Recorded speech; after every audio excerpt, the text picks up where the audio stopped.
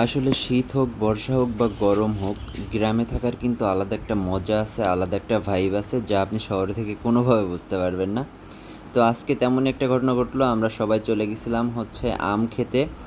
তো হচ্ছে আম খেতে ডাইরেক্ট সরাসরি আমরা আম বাগানে চলে গেছিলাম। তো আসলে এবার অনেক কম আম হইছে।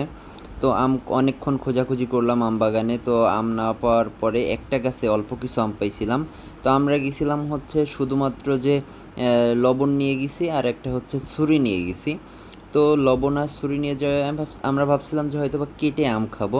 তো একটা পরে আমরা যখন আমগুলো পারলাম তো তারেকরে গাছে উঠাই দিয়েছিলাম, একটা গাছেই আম পাইছিলাম এত বড় বাগানে। তো তারেকরে গাছে উঠাই দেওয়ার পরে মানে আমার কাজিন চাচতো ভাইকে গাছে উঠে দেওয়ার পরে ও হচ্ছে ঝাঁকি দিয়ে আম পাড়তেছিল, 5-6টা আম পাড়ছিল।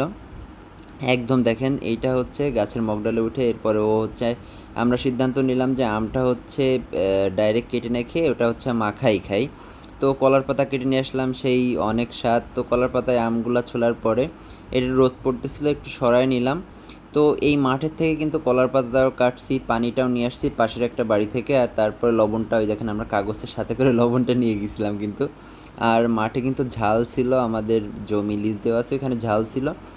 আর হচ্ছে যেটা করছিলাম যে যে জমির থেকে বা যে ঘের থেকে মানে সরি যে বাগান থেকে হচ্ছে আমরা আম পাড়ছি ওর সাইডে কিন্তু লেবু গাছ ছিল অনেকগুলা। তো সেখান থেকে কিছু লেবুর পাতা নিয়ে আসলাম, লেবু নিয়ে আসলাম।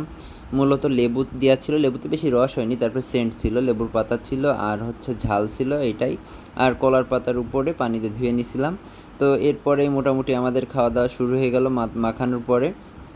তো আসলে এই যে যে টেস্ট এইটা কিন্তু আপনি আর কোথাও পাবেন না, আর শীতকালে বা বর্ষাকালে কিন্তু এই টেস্টটা পাবেন না, এটার জন্য গরমকালে এবার দেখেন খাওয়া শেষে তারেক কিন্তু কলার পাতা চুমুক দিছিল, তখনও লজ্জা পেয়েছে ভিডিও করতে দেখে।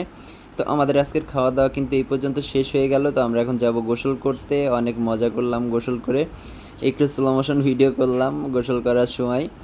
আসলে যে গরম পড়তেছে, আর আপনারা জানেন আমাদের বাসা যেহেতু যশোরের তাপমাত্রা কিন্তু বাংলাদেশে এখন সর্বোচ্চ 42.6, তো প্রায় 43-এর কাছাকাছি পড়তেছে। সেক্ষেত্রে এই যে হচ্ছে আমাদের মেশিনের মোটরের যে পানিগুলো এটা কিন্তু অনেক ভালো। তো এতক্ষণ যারা আমাদের ভিডিও দেখছেন তারা অনেক অনেক ধন্যবাদ। আর অবশ্যই আপনাদের যদি গ্রাম ভালো লাগে অবশ্যই কমেন্ট করবেন, আর অবশ্যই আমাদের ভিডিওটি শেয়ার করে দিবেন। ধন্যবাদ সকলকে, আসসালামু আলাইকুম।